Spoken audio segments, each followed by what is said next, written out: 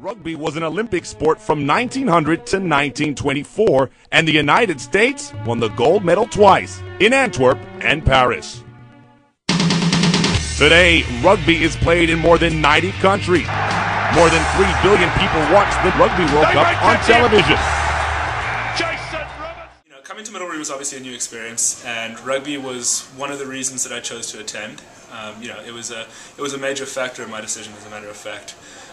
Coming from South Africa, where rugby has taken on a status as a religion almost more than a cultural identity, it's odd coming to the United States, where perhaps it isn't regarded in quite the same light. In the U.S., it still seems as like this kind of maybe drinking sport or sport that the kid, you have a friend on the rugby team because he goes to a lot of parties but doesn't really compete too much, and that's definitely what the majority of the rugby teams in the U.S. seem to be about.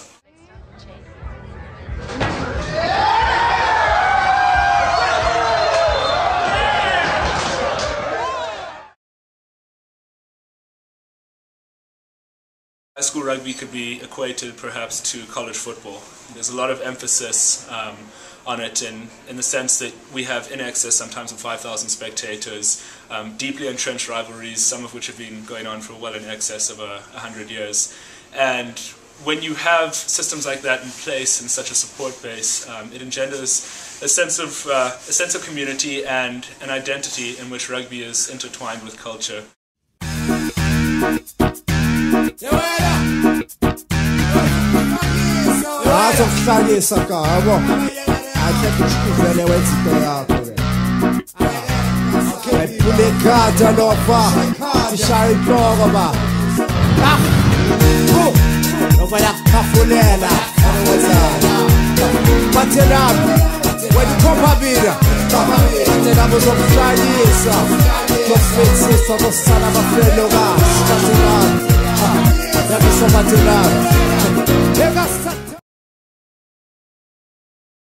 In Europe, it's not based around colleges, it's based around clubs. So you join your local club when you're young and you play through your age group for the academy. And so, unlike the United States, it's like professional sports where, you go to college and then you get recruited from college and then onwards. Instead, you join a club from a young age and you move up through the club system in their own academy into their professional side. Even when I was at home playing in Canada, after every game we'd have some kind of tea and sandwiches or some kind of time when we had to get together with players on the other team and talk to them and try to get to know them, because in the end it was more about getting to know other people and building a community of rugby. At Middlebury, I think we've really tried to keep that going. If the teams come from a little ways away, we always have a barbecue for them and try to talk to them afterwards, and that's the way we're trying to kind of bring that international tradition to Middlebury and kind of foster that international brotherhood of everyone who plays rugby. We're all together, and then we just come together to compete and see who the best team is.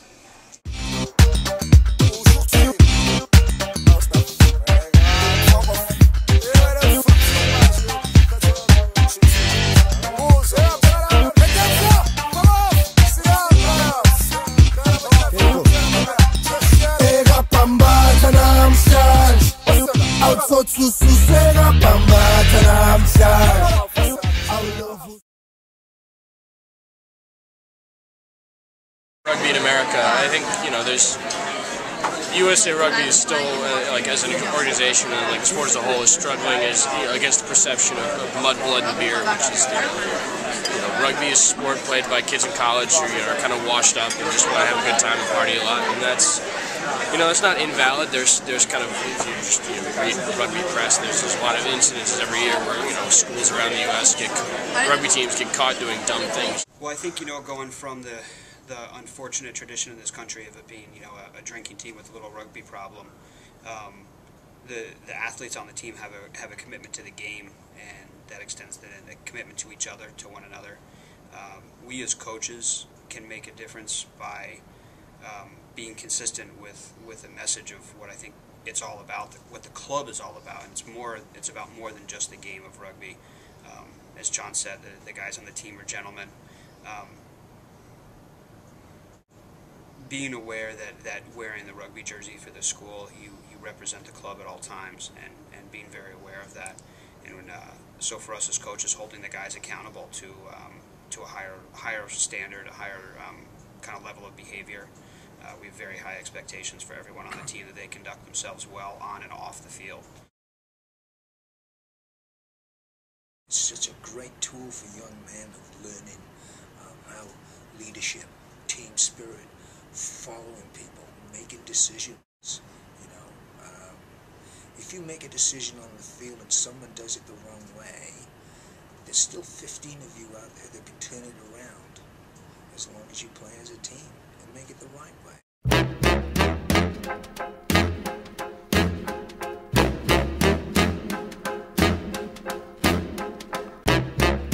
Yeah.